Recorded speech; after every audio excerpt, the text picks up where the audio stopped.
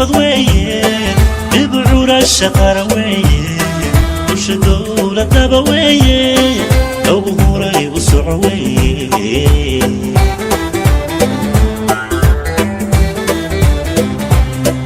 الضيعين سماويه وددان وحقبض ويه دوركاق وقدويه دنت قود استويه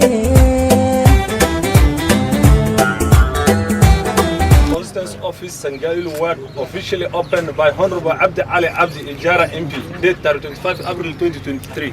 Thank you so much. Thank you so much.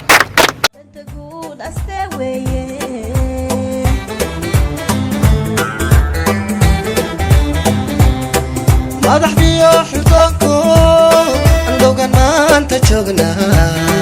درجادو وقال ويه لعد سار كرسيغو ويه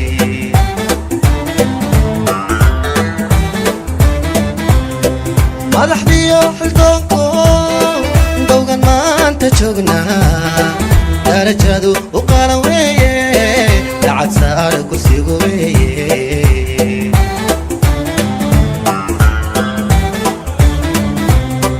dadkaygo israaca weeye noqdo uliya dir weeye u dirsadaha nasrigu weeye doona qaranka lumay weeye hadalina codsigu weeye ma hadda leh Sangailu masalane CDF office waxba nigama jiro Soomaa xafiiskan officially dadka ka shaqeynaya waa dad Sangailu alxamdulillah xaanshi baazir form inta la geeyay lama dhahay ballamadii ka soo baxay Soomaa alxamdulillah ilaahay kuma hadana Soomaa maambay qostas office masalane ma loo aad mas'uul kale hada ilaahay kuma hadana mid labaad shaqada si officially reebel kan yaa la dhihin sidaas ku socoto ilaahayna ku xamdino maanta xafiiskan maxaa u furnay waa ballamay aan qaadnay bari election ka aan kursiga u tartamay maxaan dhahay meel kasta xafiisan ka furi waa ogtihiin dad badan ku rafaada service-ka waxyaalaha yar waxyaalaha CDF office lagu baahan yahay baazir ha noqoto wixii lagu baahan yahay ma arda caawitaanka barka ID-ga barka birth certificate lagu baahan yahay odayaasha masaakiimaha ma iman karaan from Sangailu ama from Haluuqo to Masalani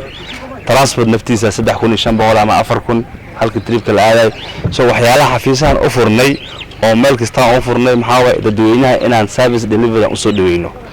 so xafiiskan uu furnaani insha Allah from today waxa ka bilowdo and it will support the community so these offices will help to deliver services for our closer to our community so that is why we open offices so that you don't need to go to Nairobi to look for your MP. Whatever we can solve here, we will solve it here. Whatever is big,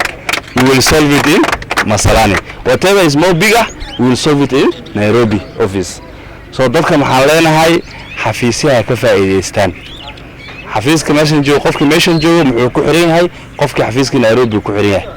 Ila secretary ama PA ama dadka ii shaqeynaya ku xiran yahay. Maxaan ka codsanay dadweynaha Sangailu iyo Ijara constituency xafiisya MB laga faa'iido marna xafiisya inaan noqdaan oo la iska furo aniga xafiiskan saarna noqonaa insha Allah dad baa joogi qofkii noo maal visitors buug noo saxiixay waa ogna bil kasta Sangailu dhibaatada soo gaartay intaas aan rabnaa inaan xafiiska u furnay wana mahadsantihiin